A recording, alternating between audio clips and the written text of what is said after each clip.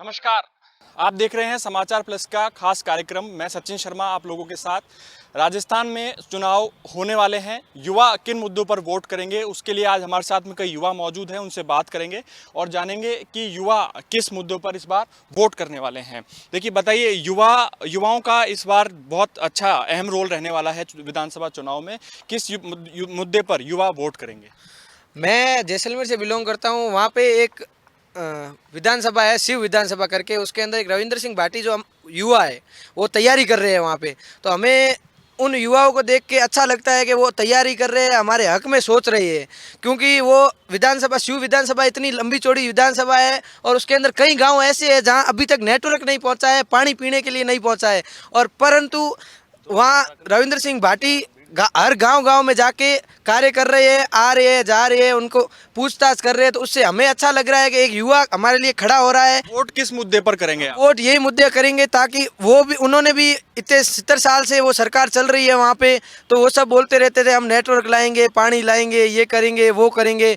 अगर हमें भी लगता है, अगर वो युवा, वो उसकी राजनीति अभी शुरू हो रही है, अगर वो पानी नेटवर्क हमारे तक पहुँचाएंगे तो अगली बार फिर से उनको जीत दिलाएंगे। हम यही चाहते हैं कि हमारे वहाँ पे सुविधाएं पहुँचे, एजुकेशन पहुँचे। जहाँ यहाँ पे लोग अगर इतना विकसित है तो हमारे वहाँ पे विकसित होने चाहिए लोग। और लोग जैसे हम पढ़ने आए हैं बाहर, हमारे सारे भाई बहन वहाँ से यहाँ पढ़ने के लिए आए। हम यही देख के करेंगे ताकि हमारी एजुकेशन बढ़े वहाँ की, और पानी और नेटवर्क बढ़े। पानी और नेटवर्क का मुद्दा हुआ, बेरोजगारी कोई मुद्दा है?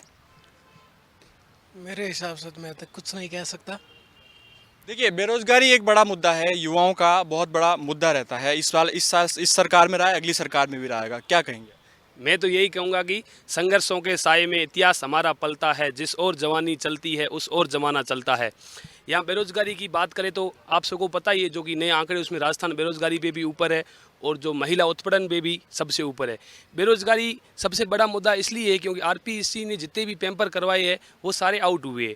कहीं ना कहीं हमारे आदरणीय मुख्यमंत्री गहलोत जी भी इस बात पे बोल चुके हैं कि पेपर तो आउट हुए लेकिन मैंने उन पर कार्रवाई की है। पेपर आउट हो गए तो कार्रवाई करने से क्या है, कितने लाखों युवाओं का भविष्य उजड़ जाता है। और बात करें कि युवाओं की भागीदारी की, अभी तक बीजेपी की भी 2 लिस्टें आ चुकी है, कांग्रेस की भी लिस्टें आ चुकी है। उन बीजेपी में जो अमूमन लोगों को टिकट मिली उनकी एज 40 से ऊपर है।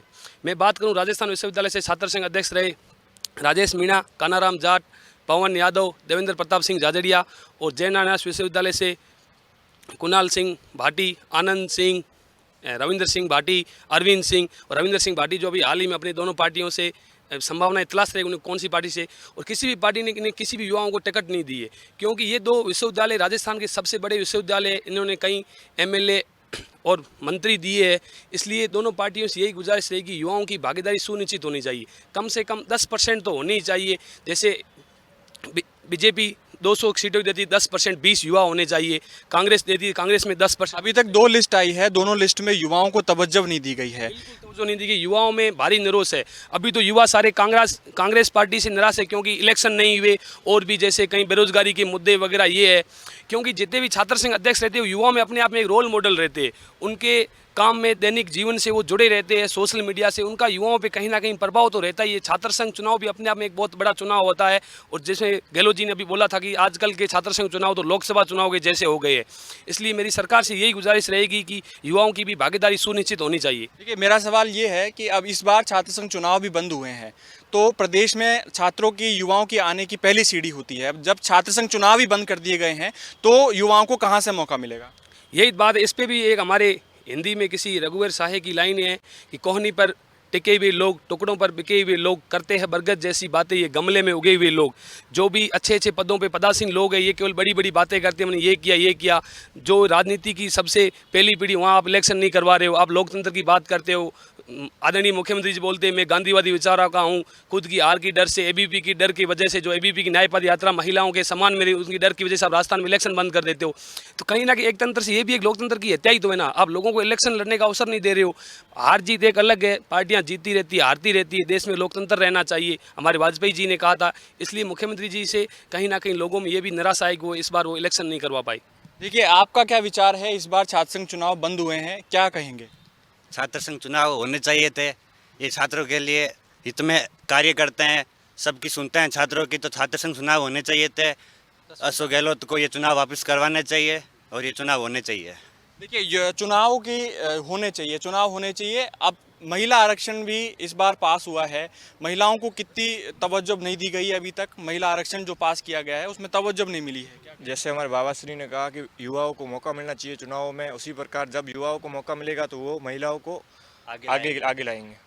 देखिए, और चलिए और क्या मुद्दे रहने वाले हैं इस बार? युवा किन मुद्दों पर, पानी की बात करें, नेटवर्क की बात करें या बेरोजगारी की बात करें, अन्य मुद्दे क्या होंगे, स्थानीय मुद्दे क्या होंगे? स्थानीय मुद्दे एक ही होते हैं कि जैसे कि लोगों की सेवाएं, आना जाना, आने जाने के लिए सुविधाएं, जो जहाँ तक आप भी एक कैंपस में पढ़ते हैं, क्या इधर क्या चीज़ की कमी लगती है आपको? किन चीज़ों की कमियां लगती है? यहाँ कमी सबसे मेन मुद्दा देखा जाए तो साफ़ सफाई का है। अगर यहाँ जितना अपना कैंपस अट्रैक्टिव होगा उतने स्टूडेंट ज़्यादा आएंगे। दिन दिन जितने भी एडमिशन हो रहे हैं वो लोग एडमिशन कटवा के यहाँ से टीसी लेके दिल्ली जा रहे हैं। क्यों जा रहे हैं? उसका अट्रैक्शन ज़्यादा है। दिल्ली यूनिवर्सिटी से यहाँ इसकी रैंकिंग अच्छी थी, राजस्थान यूनिवर्सिटी की रैंकिंग वर्ल्ड के अंदर कुछ यूनिवर्सिटी के अंदर इसका भी नाम आता था, परंतु उसकी धीरे धीरे सफाई की वजह से, अट्रैक्शन की वजह से, इंफ्रास्ट्रक्चर की वजह से इसकी रैंकिंग बहुत डाउन हो गई है। और ये एक मुद्दा रह सकता है इलेक्शन ना होने का। अगर इलेक्शन होता तो कुछ नेता अपने पैसों से इसके अंदर कार्य करवाते और इसका और अट्रैक्शन बढ़वाते, परंतु ये अशोक गहलोत जी ने जो ये इलेक्शन बंद करवाए राजस्थान के अंदर, उस वजह से हमें लगता है कि इसकी और भी बुरी हालत होने वाली है यूनिवर्सिटी की। अब जैसे कि दिल्ली हम गए थे, दिल्ली में भी यूनिवर्सिटी छात्र संघ चुनाव हुए थे, तो उस चुनाव के अंदर सबसे अहम मुद्दा हमने देखा तो वहाँ का इंफ्रास्ट्रक्चर। वहाँ राजस्थान के कम से कम 13 से 14 हज़ार बच्चे पढ़ते हैं।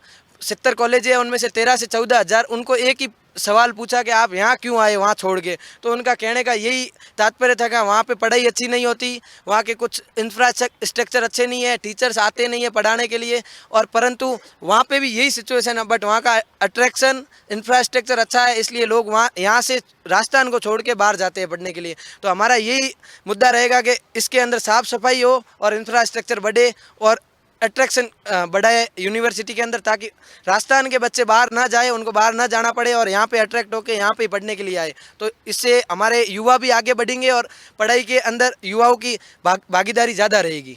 देखिए कई बार अब इस बार इस चुनाव में अब युवा पहली बार वोट करेंगे। क्या आप पहली बार वोट करेंगे? और पहली बार वोट करने का जो खुशी है, उत्साह है, वो बहुत ज़्यादा हो जाता है। जी, मैं इस बार पहली बार वोट करने वाला हूँ। मतलब उत्साह ज़्यादा हो जाता है, पहली बार हमें भी मतलब सरकार को चुनने का मौका मिलेगा। मैं जैसलमेर से बिलोंग करता हूँ, तो इस बार मैं चाहता हूँ कि वोट उन्हीं को मिले जो राजनीतिक नेता हैं, राजनीति करते हैं। स्टूडेंट्स को काफ़ी प्रॉब्लम होती है, जैसे मैं जैसलमेर से यहाँ आता हूँ तो वहाँ पे एजुकेशन मतलब अच्छा नहीं, इसीलिए हमें इधर आना पड़ता है, कैपिटल में आना पड़ता है, पढ़ना पड़ता है। और यहाँ आकर भी मतलब हमें बहुत सारी प्रॉब्लम्स फेस करनी पड़ती है। मतलब क्लासेज तो लगती है लेकिन सिलेबस पूरा नहीं हो पाता है। पिछले साल हम लगातार कॉलेज आए लेकिन हमारे 30% सिलेबस ही हुआ कंप्लीट। उसके बाद परिणाम इतना अच्छा नहीं रहता है। मतलब 12th से सारे राजस्थान के टॉपर यहाँ पे आ जाते हैं, लेकिन उनकी कंडीशन ये हो जाती है कि 12th के पास फर्स्ट ईयर में वो है ना पास होने के कगार पे नहीं रहते हैं। 40% लड़के राजस्थान के टॉपर जो इस यूनिवर्सिटी में आते हैं वो फेल हो जाते हैं। ये आज की यहाँ की वास्तविक कंडीशन है। और बाकी ज़्यादा से ज़्यादा मतलब दिल्ली की साइड मतलब निकल जाते हैं यहाँ से टीसी कटवा के, और यही सब यहाँ पे चलता है। आप पहली बार वोट करने वाले हैं, कौन सा ऐसा मुद्दा होगा जिस मुद्दे पर आप अपनी विधानसभा में वोट करेंगे? जी, मैं तो विधानसभा में वोट करूँगा जो मतलब एजुकेशन को मतलब बढ़ावा देगा, इंक्रीज़ करेगा। मैं तो इसी पे सब शिक्षा के ऊपर जो है वो ध्यान रहने वाला है। हमारे साथ में कई और युवा भी मौजूद हैं, उनसे बात करते हैं और जानते हैं कि इस बार नए जो युवा वोट करेंगे, नए युवा वोट करने वाले हैं। आप क्या पहली बार वोट करेंगे? मैं भी पहली बार ही वोट करना चाह रहा हूँ।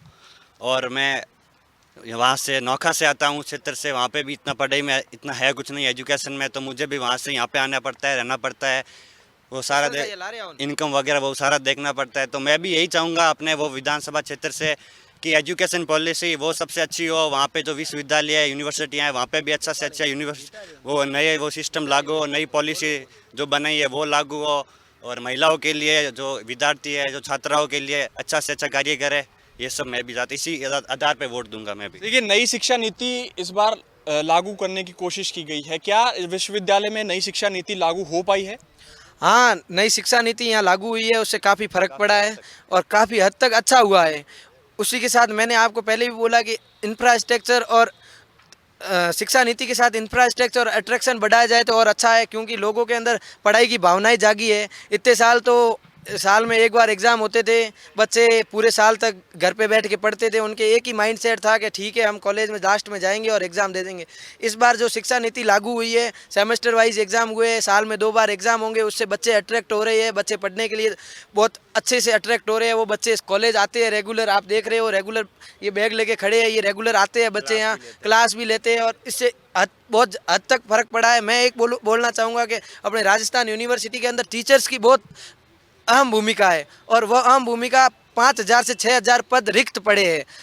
और मैं यही चाहूँगा कि सरकार को ये बोलना चाहूँगा, आने वाली सरकार को ये बोलना चाहूँगा कि जल्दी से जल्दी राजस्थान यूनिवर्सिटी के शिक्षकों के लिए एक भर्ती निकाली जाए ताकि ये जो शिक्षक रिक्त पद है वो भरे जाए और स्टूडेंट को अच्छी शिक्षा मिली जाए। क्यों हर बार हम जाते हैं प्रिंसिपल के पास और एक ही सवाल होता है प्रिंसिपल का, हमारे टीचर्स के पद रिक्त हैं। तो हम भी सोचते हैं कि ऐसा क्या है जो टीचर्स के पद ही नहीं भरे जा रहे इनसे। इतने सारे पढ़े युवक यहाँ जो JRF नेट करके बैठे हैं, उनको तवज्जो नहीं दिया जा रहा, उनको पढ़ाई में वो अच्छे नहीं है। क्या है, वैकेंसी नहीं ला रहे। मेन मुद्दा ये है कि सरकार को हम ये चाहते हैं कि यहाँ वैकेंसी लाए और रिक्त पद है उनको भरे ताकि बच्चों की और शिक्षा अच्छी हो। अभी कई हद तक बहुत अच्छी हुई है, शिक्षा नीति के कारण पढ़ाई भी अच्छी हो रही है बच्चों की और लग रहा है कि वापस इसकी रेटिंग अच्छी होगी और हमें लग रहा है कि राजस्थान यूनिवर्सिटी का जो रैंकिंग थी वो वापस धीरे धीरे ऊपर आएगी और हम लाने की कोशिश करेंगे। ABVP हमेशा यही चाहती है कि ABVP भी हमेशा कार्य के स्टूडेंट के हितों में कार्य करती है। उनका एक ही महत्व रहता है कि कैसे शिक्षा को आगे बढ़ाया जाए और महिलाओं को आगे बढ़ाया जाए, महिलाओं के साथ जो उत्पीड़न हो रहे हैं उनको कैसे कम किया जाए और ये इसी मुद्दों के ऊपर 12 महीने काम करती रहती है और हम यही चाहते हैं कि जल्दी से जल्दी। पेपर लीक का भी है, पेपर लीक का मुद्दा बताया जा रहा है। क्या इस सरकार में भी पेपर लीक हुए हैं, आने वाली सरकार में भी पेपर लीक होंगे? किस तरीके के जो एक्शन है वो सरकार द्वारा लिए जाने चाहिए? इस सरकार ने भी पेपर लीक काफ़ी हुए हैं और ये स्टूडेंट के लिए अच्छा नहीं रहता। वो रात दिन मेहनत करके पढ़ाई करके एग्ज़ाम देते हैं, फिर उनका सिलेक्शन होता है, फिर बोलते हैं कि पेपर लीक हो गया, दोबारा से एग्ज़ाम दो। तो उनको वो रहने का खर्चा वगैरह वो भी बड़ी मुश्किल से निकालते हैं, बेरोज़गार बैठे रहते हैं। तो अगर पेपर लीक का मामला है, अगर वो सही रहता है, अच्छी सरकार आएगी तो हम उन्हीं को देंगे कि पेपर लीक ना हो, सही ज़्यादा से ज़्यादा अपने वैकेंसियाँ निकाले टीचर्स के लिए, जो और भी है इंजीनियर वगैरह, सबके लिए अच्छे से अच्छा कार्य हो। यही चाहेंगे हम अगले विधानसभा क्षेत्र में जो भी खड़े होंगे उनसे। चलिए, आप कौन सी विधानसभा से आते हैं और वहाँ कितना विकास हो चुका है और आप किस मुद्दों पर वोट करते हैं वहाँ पर? मैं जैसलमेर जिले में जैसलमेर विधानसभा से आता हूँ। जो अभी हमारे सिटिंग MLA है श्री रूपाराम जी मेघवाल हमारे MLA है। तो हमारे जैसलमेर में विकास के मुद्दे यही रहेंगे। जैसलमेर एक अपने आप में क्या टूरिज्म सिटी है, आपको पता ही होगा। सूर्यागढ़ होटल वहाँ की बहुत चर्चित होटल है, सम ड्यून्स। तो जो वहाँ पर्यटनों को दिक्कत आ रही है उनका मोटे मोटे तौर पे मतलब समाधान होना चाहिए। जैसे जो लपके वगैरह पर्यटनों को परेशान करते हैं, फर्स्ट मुद्दा ये। दूसरा हमारे जैसलमेर में एक एरिया है DNP डेजर्ट नेशनल पार्क, उसके अंदर जो भी गांव आ रहे हैं उनको क्या वो मूलभूत सुविधाओं से अभी वंचित है। जैसे जो DNP के अंदर जो गांव आ गए ना, उनमें नए टावर है, पानी है, क्योंकि DNP में ऐसी शर्तें हैं जहाँ आप टावर और नहीं लगा सकते। तो मेरी जो भी आगामी सरकार रहेगी उससे ये युवा होने के नाते मेरी एक गुजारिश रहेगी कि DNP क्षेत्र में जो लोग हैं उनकी मूलभूत सुविधाओं को पूरा किया जाए। उनको भी TSP के तहत राजस्थान वैकेंसियों में कुछ कोटा वोटा दिया जाए जिन लोगों का स्वांगीण विकास हो सके। वहाँ लोगों की स्थिति बहुत दयनीय है, क्योंकि मैं जिस क्षेत्र से आता हूँ तो मेरा तो नहरी क्षेत्र है, इंदिरा गांधी नहर हमारी आई है। जो ये इधर के इलाके हैं वहाँ बहुत स्थिति खराब है। और तीसरा हमारा ये मुद्दा रहेगा, जैसलमेर में बहुत ही सौर ऊर्जा, सीमेंट फैक्ट्री, कंपनियों की बढ़ रही आवक। तो कंपनियों में स्थानीय लोगों को ज़्यादा वरीयता मिलनी चाहिए। जैसे अभी आरसम मुद्दा चल रहा है, वहाँ विरोध चल रहा है। वहाँ कोई ठेकेदार आए हैं जो उन्होंने जो भी गाड़ियाँ रेट उनकी रेट कम कर दी है। तो कहीं ना कहीं लोगों में आक्रोश है, क्योंकि जो बड़े ठेकेदार लोग आते हैं वो कहीं ना कहीं नेताओं से संपर्क में होते हैं, तो स्थानीय लोगों को इतना अवसर या तवज्जो नहीं देते। इसलिए स्थानीय लोगों को अवसर मिलना चाहिए, क्योंकि वहाँ जितना भी पोल्यूशन वगैरह होता है ये सब हम झेलते हैं, वहाँ के स्थानीय लोग झेलते हैं। तो स्थानीय लोगों को भी नौकरी वोकरी में पहले प्रायोरिटी मिलनी चाहिए। जैसलमेर विधानसभा में ये मुद्दे बड़े चर्चित तौर पर रहेंगे। बेरोजगारी का अहम मुद्दा है। आप पहली बार वोट करेंगे? आप पहली बार वोट करेंगे? जी हाँ। तो कौन सी विधानसभा से आते हैं आप? शिव। क्या मुद्दा रहेगा आपकी वोट, किन मुद्दों पर वोट करेंगे? हम बेरोजगारी और शिक्षा वाले मुद्दे पर वोट करेंगे। बेरोजगारी और शिक्षा बहुत अहम मुद्दा है। और युवा इस बार किस मुद्दे पर आप वोट करेंगे? कौन सी विधानसभा से आप आते हैं? आपका हो चुका है। आप कौन सी विधानसभा से आते हैं और पहली बार क्या आप पहली बार वोट करेंगे? हाँ, मैं पहली बार वोट कर रहा हूँ। मैं नावा विधानसभा से आता हूँ। तो हमारे वहाँ कुचामन सिटी में पहली बात तो कोई अच्छा कॉलेज नहीं है। अब घोषणा की है, हालांकि उसमें बनने में बहुत टाइम लगेगा। तो शिक्षा का स्तर नागौर ज़िले में वैसे ही पीछे है, इसलिए लोग जयपुर जैसे इलाकों में आता है। और जब ऐसे राजस्थान यूनिवर्सिटी में आते हैं, मैं इसका स्टूडेंट हूँ तो मैं इसकी बात करूँगा।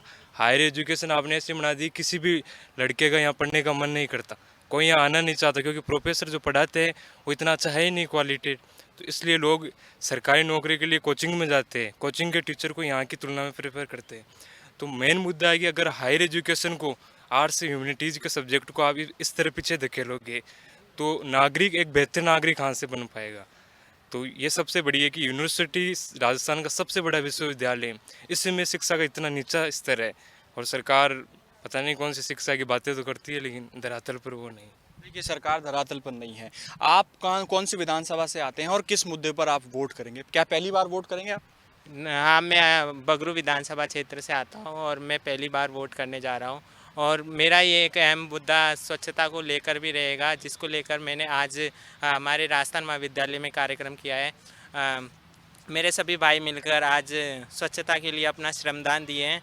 और हमारी बगरू विधानसभा क्षेत्र है, इसमें हमारे बिजली, पानी और आदि समस्याओं पर अहम मुद्दा है। और भाई, ये बड़े भाई अपने, इन्होंने बेरोजगार और शिक्षा पे भी बात करी। इसको भी सभी विधानसभा में मुद्दों पर उठाना चाहिए। देखिए, कई नए जिले भी बनाए गए हैं, 53 जिले हो गए हैं, 50 से 53 जिले हो गए हैं। जिलों की घोषणा जो है वो तो कर दी है। युवाओं की टीम, युवाओं का क्या महत्व इसमें रहने वाला है? आगामी विधानसभा चुनाव हो या फिर कौन सी सरकार बनती है या कोई सी भी सरकार हो, युवाओं का जिलों में क्या भूमिका रहने वाली है? क्योंकि युवाओं को OSD जो लगाए जा रहे हैं, बिल्कुल अभी युवा है, IAS RAS जो है वो युवा है। हाँ, मतलब कहीं ना कहीं ये तो बात यथार्थी है कि जैसे नए जिले बने हैं तो इसमें क्या है कि विकास की दर बढ़ती है, लोगों को विकास जल्दी पहुंचता है। जैसे 53 जिले बढ़ गए 53 जिले हो गए, तो उसमें हर में कलेक्टर चाहिए, SDM चाहिए, तहसीलदार, BDO वगैरह। तो कहीं ना कहीं विधानसभा क्षेत्र भी नहीं बनेगी, तो उसमें ज़िले में भी 1-2 विधानसभा क्षेत्र बनेगी, तो वहाँ लोगों को MLA बनेंगे, कोई प्रधान, कोई जिला प्रमुख, मतलब काफ़ी लोगों का विकास होगा। इससे युवाओं में एक अच्छा संदेश है, इस जिलों में युवा पक्ष में है। लेकिन यही है कि जो भी जिलों का गठन किया जाए वो बहुत अच्छे तरीके से किया जाए, मैपिंग वगैरह में, तो आने वाले युवाओं को फ़ायदा मिल सके। कि जिलों में बहुत बड़ा विकास का मुद्दा रहता है, तो युवाओं जिलों के वाले मामले में पक्ष में है। देखिए, आप कौन सी विधानसभा से आते हैं? क्या पहली बार आप वोट करेंगे? जी हाँ, मैं शिव विधानसभा से आता हूँ और मेरा इस बार पहली बार ही वोट है। तो आप युवा हैं, क्या मुद्दा रहेगा आपका? शिक्षा के अलावा, शिक्षा हो गया, बेरोजगारी हो गई, और क्या मुद्दे हैं जो आपकी विधानसभा में आपको कमियां लगती है? देखिए, जो पिछले 5 साल में राजस्थान सरकार ने ये किया है, युवाओं के लिए पेपर लीक करती है। और वो वापस सरकार, मुख्यमंत्री जी बोलते हैं कि हमने पेपर लीक के जो है उनको वापस हाथों हाथ पकड़ लिया। तो सरकार खुद ही पेपर लीक करवाती है, खुद ही वापस पकड़वाती है, उनको वापस छोड़ भी देती है।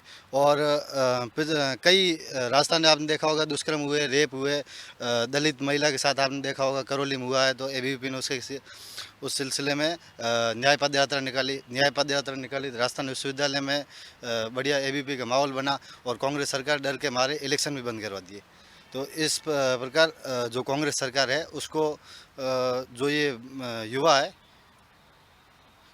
है ये कांग्रेस सरकार को विधानसभा में दिखाएगा कि भाई जो ये छात्र संघ चुनाव बंद करवाए गए। चलिए, हमारे साथ में अभी कई युवा मौजूद थे, उन्होंने बताया कि किस तरीके से बेरोजगारी का मुद्दा है, बेरोजगारी के साथ साथ पानी का मुद्दा है, नेटवर्क का मुद्दा है, और कॉलेज शिक्षा का जो मुद्दा है, उच्च शिक्षा का जो मुद्दा है, महिला सुरक्षा का मुद्दा है।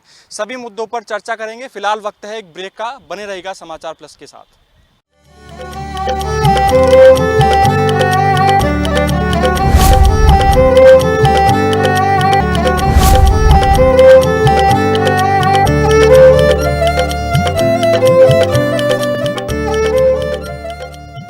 ब्रेक के बाद आप सभी लोगों का स्वागत है। हमारे साथ में अब महिला शक्ति जुड़ गई है। युवाओं के मुद्दों की बात करेंगे और युवा इस बार सबसे ज़्यादा वोट युवाओं के रहने वाले हैं। तो आप कौन सी विधानसभा से आते हैं और किस विधानसभा में, आपकी विधानसभा में किन मुद्दों पर आप वोट करने वाले हैं? मैं अलवर विधानसभा क्षेत्र से आती हूँ और मैं फ़िलहाल राजस्थान यूनिवर्सिटी में हिंदी डिपार्टमेंट से हूँ। तो मैं बोलना चाहूँगी कि जो अपनी वर्तमान सरकार रही है तो उस सरकार के अंदर ही इतने सारे मतभेद चले हैं, तो मुझे लगता है कि उन लोगों को फिक्स करने की ज़रूरत है। और विपक्ष के बारे में मैं कहना चाहूँगी कि जब सरकार बन जाती है तो विपक्ष ऐसा भाग जाता है कि एक दमदार विपक्ष देखने को मिलता ही नहीं है। तो मेरे हिसाब से एक आदर्श सरकार में गुण होने चाहिए कि वो बेरोज़गारी को दूर करे, और जो पेपर लीक के बहुत सारे मामले करंट गवर्नमेंट में हुए हैं उनको सुधार करने की आवश्यकता है। और सबसे मेन चीज़ कि महिला सुरक्षा, उस पर ध्यान दें। मैं यूनिवर्सिटी की छात्रा हूं तो कहूँगी कि यूनिवर्सिटी में थोड़ा और फंड आना चाहिए और जितने भी ग्राउंड लेवल के काम हैं उन पर फोकस करना चाहिए। देखिए, महिला सुरक्षा एक बड़ा मुद्दा है। आप क्या कहेंगे महिला सुरक्षा पर, और भी किस मुद्दे पर आप वोट करना चाहेंगे आपकी विधानसभा में? सर मेरी तो यही है कि जैसे अपने पेपर लीक का मामला है, सबसे बड़ी प्रॉब्लम तो यही है युवाओं के लिए। तो इसके बारे में सोच के थोड़ा सा युवा पीछे हट जाता है। अगर वो तैयारी भी करता है तो पेपर लीक का मामला सुनकर वो अपने आप को पीछे कर लेता है, ताकि वो पढ़ाई भी करता है और फिर जैसे ही ये चीज़ें होती है तो उसका पढ़ाई में मन नहीं लगता और डिप्रेस होता है। आज का युवा डिप्रेशन में ज़्यादा जा रहा है इस वजह से। तो मेरा यही है कि सरकार ये करे कि अगर युवाओं को कुछ रोज़गार दे, किसी भी चीज़ में दे, तो उसको थोड़ा आगे बढ़ने का मौका मिलता है बजाय कि पीछे हटने के। आप कौन सी विधानसभा से आते हैं और आप किस मुद्दे पर आप अपनी विधानसभा में वोट करेंगे? मैं कोटा विधानसभा से आती हूँ। सबसे पहले तो ये कि मैं राजस्थान यूनिवर्सिटी, यहाँ पे दंगे प्रसाद बहुत ज़्यादा हो रहे हैं, तो यहाँ पे दंगे कम होने चाहिए पहली बात, क्योंकि लोगों को पब्लिकली बाहर भी प्रॉब्लम आती है और यहाँ भी प्रॉब्लम आती है। तो मेरा तो यही है कि दंगे कम हो जाए। कुल मिलाकर महिला सुरक्षा का ध्यान। हाँ, और डिपार्टमेंट की जो व्यवस्था है उसको भी सही करा जाए। डिपार्टमेंट की क्या व्यवस्था, क्या खामियां हैं? लाइक जैसे वहाँ पे है ना पंखे वगैरह है वो प्रॉपरली चलते ही नहीं है, कुछ चीज़ें ख़राब है, वहाँ पे पानी सही नहीं आता, टंकियाँ रेगुलर साफ़ नहीं होती है, बिल्डिंग्स ख़राब है, बरसात के टाइम पानी चोता है, वो सब प्रॉब्लम्स है तो उसको ठीक करा जाए। तो छात्र संघ चुनाव भी इस बार बैन हुए हैं, क्या ये सही निर्णय है? क्या युवाओं को इससे में आगे मौका नहीं मिलना चाहिए, क्योंकि युवाओं की प्रदेश में राजनीति में आने की पहली सीढ़ी छात्र संघ चुनाव होते हैं? देखो, अभी के चुनाव फिलहाल तो नहीं हो तो ज़्यादा बेटर है, क्योंकि दंगे की वजह से ये चीज़ प्रॉब्लम बहुत ज़्यादा बढ़ रही है। अगर दंगे ना हो तो चुनाव होने ज़रूरी है। देखिए, आप कौन सी विधानसभा से आते हैं? और विधानसभा से आती हूँ। विद्याधर विधानसभा में बीजेपी से खड़ी हुई है आपकी बार दिया कुमारी, मैं उनको वोट देना चाहूँगी। वो अब महिला के लिए बहुत कुछ कर रही है, बहुत सारे एनजीओ चलाती हैं वो, तो हमारे एरियाज़ में जो भी गर्ल्स की इनसिक्योरिटी है वो उसको ठीक कर सके, वो सब सही कर सके। और मेन बात है पेपर का मुद्दा, पेपर लीक बहुत ज़्यादा हो रहे हैं। इस बार आरएस का एग्ज़ाम हुआ है, वो भी रिजल्ट भी 19 दिन में निकाल दिया उन्होंने, लेकिन रिजल्ट आता है 1 महीने के अंदर, उसमें भी बहुत प्रॉब्लम्स आई है, बहुत इश्यूज़ आ रहे हैं। अब देखते गवर्नमेंट उसका क्या करेगी और क्या नहीं करेगी। आप कौन सी विधानसभा से आते हैं और किस मुद्दे पर आप वोट? मैं बांदीकुई से आती हूँ और आजकल क्या है ना, आपने देखा कोटा का मुद्दा, उसमें कितने सारे स्टूडेंट्स ने सुसाइड कर लिया। बच्चे ना मतलब इतनी तैयारियाँ करते हैं, लेकिन गवर्नमेंट पहले तो वैकेंसी इतनी कम निकलती है, उसके बाद जो निकलती है उसमें पेपर लीक हो जाते हैं। बड़ी प्रॉब्लम्स है युवाओं के लिए। तो सरकार को है ना हमारी मतलब लेडीज़ के बारे में भी सोचना चाहिए, गर्ल्स के बारे में सोचना चाहिए। आए दिन रेप होते रहते हैं, थोड़ा इस बातों पे ध्यान रखें। देखिए, महिला आरक्षण एक बड़ा मुद्दा रहा है, दोनों पार्टियों की लिस्ट आ चुकी है, लेकिन उसमें महिलाओं को कम तवज्जो दी गई है। युवा अगर आगे आएगा तो मौका मिलने का अवसर भी पैदा होते रहते हैं, तो क्या कहेंगे? महिला आरक्षण सिर्फ मुझे लगता है एक कोहरा दिखावा किया गया है, बाह्य आडंबर उनके द्वारा प्रदर्शित किया गया है। जिस तरह से उन्होंने आरक्षण का जो मुद्दा उठाया भी था तो उन्होंने उसको अगले चुनाव तक सरका दिया, और मुझे लगता है कि वो सिर्फ एक दिखावा है। वो सिर्फ वोट बैंक बनाने के लिए ऐसा कर रहे हैं ताकि इस चुनाव में भी उनके पास मुद्दा हो और अगले में भी हो। और रही बात अभी जो उन्होंने सीट की लिस्ट जारी करी है, मुझे किसी भी पार्टी में कोई भी नया चेहरा देखने को नहीं मिला है। सभी चेहरे रिपीट किए जा रहे हैं, अब सभी अपने लोकप्रिय नेताओं को लेकर के आ रहे हैं। और जो वो युवा के जितने भी महोत्सव होते हैं उनमें जाकर ये दिखावा करते हैं कि हम युवाओं को सपोर्ट करते हैं, और जब उसको ग्राउंड लेवल पे जमाने की बारी आती है तो वो बहुत ही पीछे हटते दिखाई देते हैं। और मुझे लगता है कि एक बहुत ही डिस्गस्टिंग चीज़ उनके द्वारा करी गई है। मुझे ये लगता था जब ये लिस्ट आई थी उससे पहले कि ये तो एक मूलभूत आवश्यकता है कि नए चेहरे दिखाई देंगे, लेकिन जिस तरह से मेरी आशा पर उन्होंने निराशा का पानी फेरा है, मैं निशब्द हो चुकी हूँ। देखिए, आप कौन सी विधानसभा से आते हैं और किन मुद्दों पर वोट करेंगे आप? मैं जैसलमेर से हूँ और फ़िलहाल तो मुझे नहीं लगता है कि मैं जैसे कि फर्स्ट ईयर की स्टूडेंट हूँ तो मैं इन सब चीज़ों से। पहली बार वोट करेंगे आप? जी बिल्कुल। तो किन मुद्दों पर वोट करेंगे? मैं ज़्यादातर यही सोचूंगी कि जो पार्टी जो भी है जिनके बारे में अभी मुझे पता नहीं है, बट जो स्टूडेंट्स के हित में हो, जैसे कि एजुकेशन से रिलेटेड जिनके फ़ायदे हो, क्योंकि हमारी डिमांड ये नहीं है कि हम चंद्रयान तक पहुँचे या नहीं पहुँचे, पर हमारी अभी हम पढ़ रहे हैं ताकि हमें जॉब मिले, तो सरकार वैसी हो जो बच्चों के लिए जॉब्स सिक्योर करवाएं और उनकी एजुकेशन पॉलिसी पे ज़्यादा ध्यान दें। जैसे कि अभी नई पॉलिसी निकली है तो उससे बहुत सारे बच्चों को बहुत सारी प्रॉब्लम्स हो रही हैं, पर जैसे कि हम अभी सितंबर में यहाँ आए हैं, वैसे भी हमारी सेशन बहुत लेट शुरू हुआ है और उसके बाद से हमारे सेमेस्टर्स लग गए हैं, तो हमें लगता है कि जो बच्चों को प्रॉब्लम्स होती हैं, हम फर्स्ट ईयर के बच्चे, हमको इतनी प्रॉब्लम्स हुई है, हमें कोई पूछने वाला नहीं है, खुद ही हर जगह जाके भटकना पड़ता है और हर जगह सर मार के हम आते हैं तब हमें पता चलता है 2 महीने बाद अब जाके हमारी क्लासेस शुरू हुई हैं। तो मैं चाहती हूँ कि जो भी सत्ता में आए पार्टी, वो ऐसी आए कि जो बच्चों को, क्योंकि अब हम पहली बार हम अपने घर से बाहर निकल के आए हैं तो हमें सब चीज़ें नहीं होती हमारे लिए, तो हम चाहते हैं कि हमारी ऐसी सुविधाएं हो जैसे कि जो बच्चा बाहर आता है उसको अच्छा लगे और वो लोगों को प्रेरित करे कि वो बाहर आए, ना कि ये कि वो जब भटक के परेशान होके घर पे बैठा रह जाए। तो उसके बारे में सोचना चाहिए। लेकिन नई शिक्षा नीति लागू हुई है, क्या नई शिक्षा नीति सही है? सेमेस्टर सिस्टम लागू करने के लिए राजस्थान विश्वविद्यालय में क्या कदम उठाए गए हैं, आपको मालूम है? मालूम तो नहीं है, बट जो मेरा सेमेस्टर चला है गवर्नमेंट कॉलेज में, ये बहुत अच्छा है, क्योंकि मैंने अपने डिपार्टमेंट सीनियर से बात करी है, वो यूँ बोलते हैं कि साल भर तक पढ़ाई नहीं होती है। इन टाइम में जब एग्ज़ाम होते हैं ये लोग 2 महीने पहले बुलाते हैं, फिर सारा एक साथ बर्डन डाल देते हैं। अब सही सेमेस्टर वाइज एग्ज़ाम हो रहे हैं तो ये ज़्यादा बेस्ट है, क्योंकि बच्चों को सुविधा भी मिल रही है पढ़ने के लिए और टीचर आगे हैं कि हाँ बच्चों को हमें पढ़ाना भी है। लेकिन नई शिक्षा नीति, आपका क्या विचार है इस पर? नई शिक्षा नीति जो लागू हुई, मुझे लग रहा है कि शिक्षा में परिवर्तन की बहुत अधिक आवश्यकता थी, उस पर काम किया भी गया है। मैं ये नहीं कहूँगी कि जो हमारी वर्तमान सरकार है उसने कुछ नहीं किया है। जो उन्होंने लिस्ट बताई थी उसमें से काफ़ी काम वो कर चुके हैं, कुछ करने बाकी हैं। एक तो ग्राउंड लेवल पे काम करने की उन्हें बहुत ज़्यादा ज़रूरत है। सिर्फ सरकारी पत्रों से हटके वो आम जन के बीच में जाएँ, उनकी मांगें सुने और उनको पूरी करें। शिक्षा नीति काफ़ी अच्छी, उनके द्वारा एक नवाचार का प्रयास किया गया है और मुझे लगता है कि वो काफ़ी इफेक्टिव साबित होगा और इवोल्यूशन के तरीके में थोड़ा सा और परिवर्तन करने की उनको आवश्यकता है। देखिए हमारे साथ में अभी कई महिला शक्ति जुड़ी हुई थी, जिनका कहना है कि महिला सुरक्षा से लेकर महिला आरक्षण जो है उसको एक तवज्जो दी जानी चाहिए और जो लिस्ट आई है भाजपा और कांग्रेस की उसमें भी युवाओं को जो मौका है वो नहीं मिला है। फिलहाल इस शो में इतना ही। बने रहेगा समाचार प्लस के साथ।